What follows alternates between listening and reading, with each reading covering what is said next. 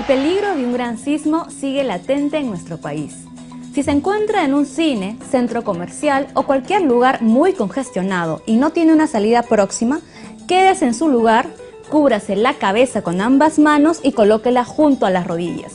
Si se encuentra en la calle, aléjese de edificios, muros, postes, cables y otros objetos que puedan caerse. Evite pararse sobre las rejillas de los sótanos. Hay que estar siempre prevenidos por lo que pueda ocurrir. Cierto, si es que usted va a un establecimiento, cualquiera que sea, tiene que de inmediato mirar cuáles son las opciones de salida que tiene para poder librarse y salir rápido.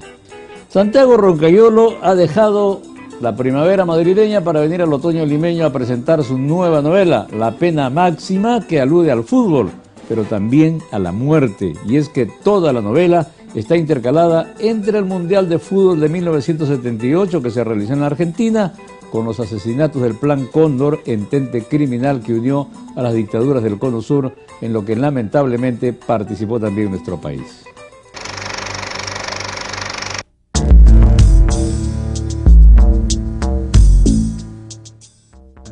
La legión aérea que bombardeó Barcelona durante la Guerra Civil Española se llamaba Cóndor, igual que el proyecto criminal de los países del Cono Sur durante la década de los 70 y 80.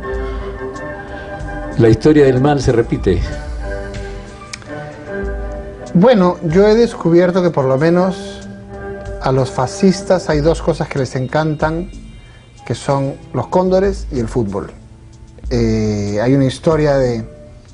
Prácticamente la historia del fascismo empieza en la Guerra Civil de España y termina en la dictadura argentina. Es el último régimen de esas características que hay. Y los dos repiten el nombre de Cóndor en sus operaciones. Y los dos, tanto Italia en el 34 como Argentina en el 78, hacen mundiales, ¿no? Esta es la historia, en el fondo es la historia de un personaje que nace en una guerra, muere en otra, trata de escapar de ella durante 40 años y viaja 10.000 kilómetros y sin embargo lleva la guerra encima porque todas esas guerras son la misma guerra.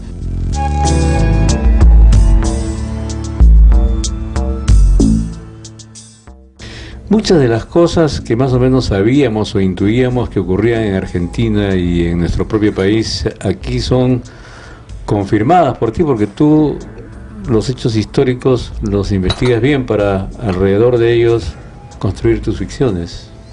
Sí, me interesaba especialmente un momento en el Mundial de Fútbol, ¿no?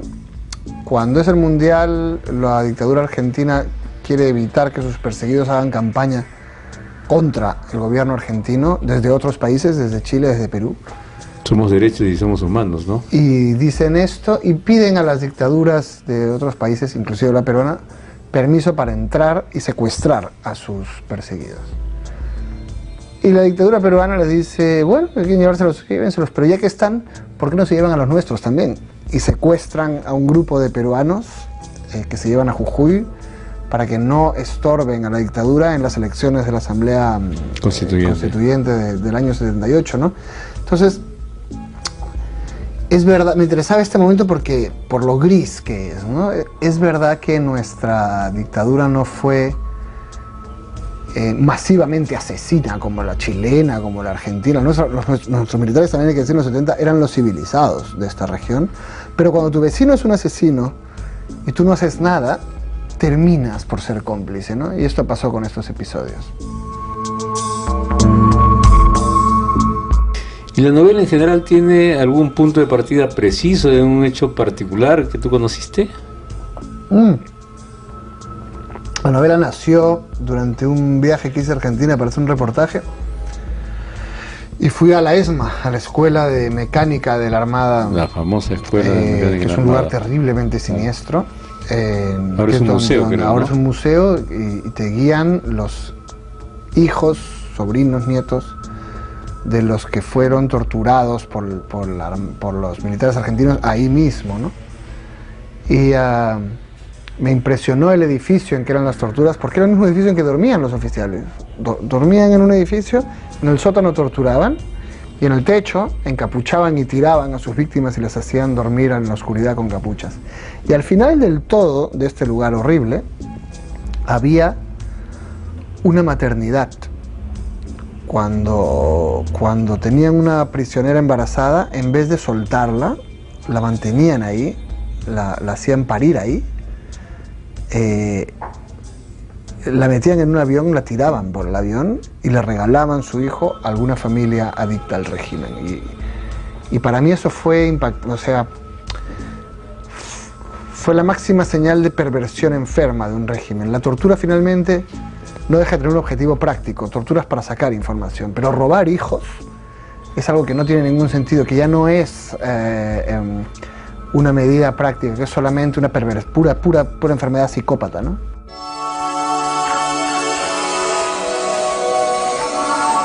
¿Has vuelto a recurrir a Félix Chacaltana para que te saque las castañas del fuego?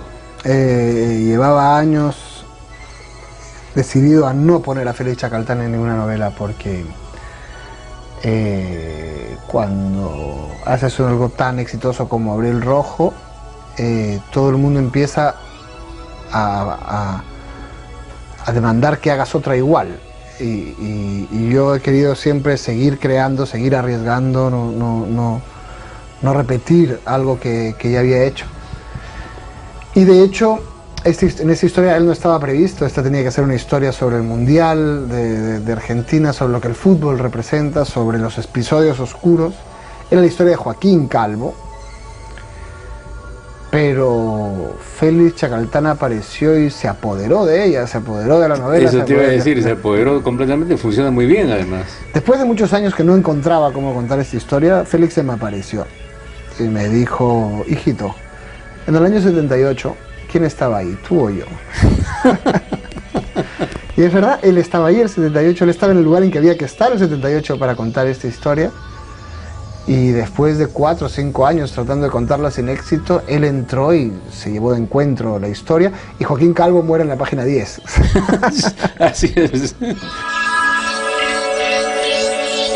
Así como es fiscal, bien puede haber sido cura, no pedófilo, por supuesto, ¿no? Es que de eso que hacen un juramento para toda la vida, porque esa abstinencia sexual es como el celibato real de algunos sacerdotes, misericordia, y parece como que se presta para eso además. De hecho, no es más célibe que algunos sacerdotes, pero está tratando de evitarlo. Él está tratando de perder la virginidad durante toda la novela desesperadamente, porque en el fondo y tú no se lo permites un poco, ¿no? Bueno, es que esta historia es una historia sobre la pérdida de la inocencia, y de hecho él es el único personaje de la literatura que ha perdido la inocencia 2 veces, porque en Abril Rojo también la pierde. Pero en ese sentido es también una metáfora de Perú, que es un país que ha perdido la inocencia 30 veces. Nosotros hemos creído a lo largo del siglo XX en el proyecto antiimperialista de la Torre terminó en el Alan de los 80, el proyecto de la guerrilla latinoamericana terminó en Sendero, el sueño liberal terminó en Fujimori. Nosotros somos un país que ha creído y se ha desengañado mucho, y eso es lo que representa pues Félix Chacaltana, ¿no? Es un hombre... El país de las oportunidades perdidas. Sí. Y Félix es el hombre de las oportunidades perdidas. Está realmente tratando de perder la virginidad, y lo peor es que cuando la pierde, de verdad. Y además esa pérdida, cuando deja a Cecilia en el Cordano, ya parece que iba a ser la última oportunidad que tenía. Sí, bueno, el Cordano además es un escenario especial. Todo el centro de Lima es un escenario especial donde me gustó mucho trabajar. Y del Cordano me acuerdo que también hablé con mis fuentes ya sesentonas, y originalmente Félix se tomaba juguitos de maracuyá en el Cordano. Bueno, un señor empleado público de toda la vida me juró que en el Cordano nunca ha habido juguitos de maracuyá. Eso te iba a decir.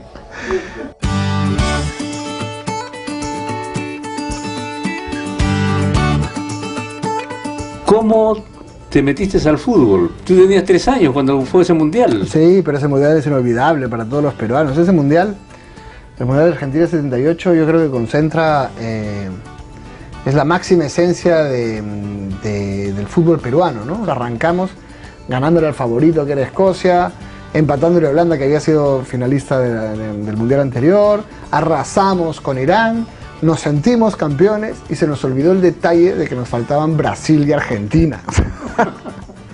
Brasil nos ganó y Argentina nos destrozó, ¿no? Nos pasó por encima con un 6-0 que aún ahora sigue siendo humillante. Hay una serie de versiones de que hubo tratos políticos. Pasaron cosas muy raras.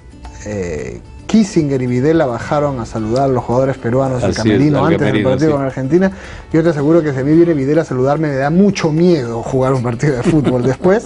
Pero lo cierto es que también hay que admitir que Argentina nos ha ganado como 300 veces por goleada y sin dictadura. Lo que pasa es que esta vez hay una sospecha y nos aferraremos a ella. Y creo que eso es lo que le hizo la dictadura argentina a su mundial. Trataron de asegurarle el mundial a su equipo. Yo creo que se lo arruinaron. Creo que tenían un gran equipo, con un gran entrenador, con un Kempes en estado de gracia. Y creo que podrían haber ganado el mundial y posiblemente ganaron el mundial limpiamente, no lo sabemos. Pero precisamente lo que hizo la dictadura es que no lo sepamos. ¿Qué representa el fútbol? A nosotros el fútbol es el gran espectáculo en que significamos quiénes somos, quiénes son nuestros enemigos, qué creemos que somos. No es casualidad que sea los domingos como las misas, es un gran ritual en el que todos cantamos juntos, saltamos juntos, ¿no? El fútbol es nuestra gran ceremonia identitaria.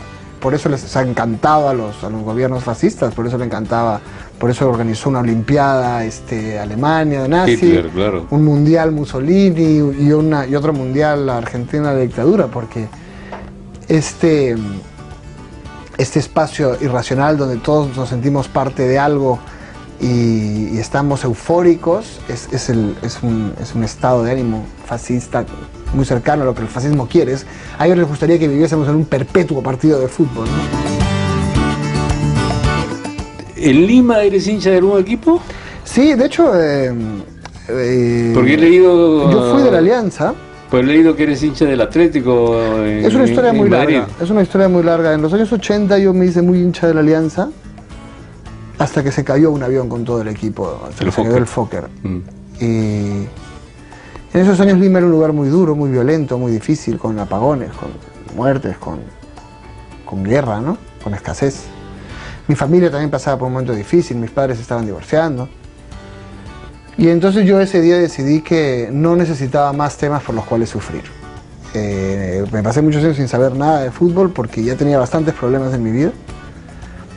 Me volví a entusiasmar cuando vivía en Madrid y no tenía papeles, y no tenía trabajo, y no tenía nada, con el Atlético de Madrid, que era un equipo perdedor y orgulloso de ser perdedor, que reivindicaba que perder, ¿no? Tenían un comercial de televisión que era solamente un niño que le preguntaba a su padre en el carro: papá, ¿por qué somos del Atlético? Y el papá no sabía explicárselo, y este sentimiento era el que yo sentía hacer. Esto yo lo entiendo, a esta gente yo lo entiendo. Yo ya llevaba unos 12 años en España cuando España ganó el Mundial y ya sentía que ese también era mi equipo, igual que el peruano, ¿no? Dispuestos a tener un equipo en el Mundial, como Perú no iba, mi equipo iba a ser España. Y ganaron el Mundial y yo estaba vociferando como un energúmeno frente a la tele. Fue como descubrir el sexo, todas esas emociones que no sabías que existían. Y de repente te das cuenta de que yo habría sido muy futbolero si hubiésemos ganado alguna vez. Pero no sabía lo que era esa sensación. Desde que sé lo que es ganar me interesa más el fútbol y voy volviendo, ¿no? Pero también es una novela de amor finalmente. Sí, es un tema muy recurrente en mis libros, el amor, yo creo que en última instancia lo que te salva el pellejo es el amor. Y me ha pasado a mí personalmente que cuando todo va mal, lo único que te devuelve la vida es el amor. Y eso le pasa a Félix Chacaltana también. Y a muchos de mis personajes, a Óscar Colifato, a los de Pudor. Es muy habitual en mis libros que a todos los personajes se les está derrumbando el mundo, se les está incendiando todo, hay un terremoto y se cae a pedazos todo. Pero cojan a la gente que aman y esa es su balsa de salvación en medio del maremoto. Gracias, muchísimas gracias, Santiago. Gracias a ti, como siempre. Muchas gracias por la invitación.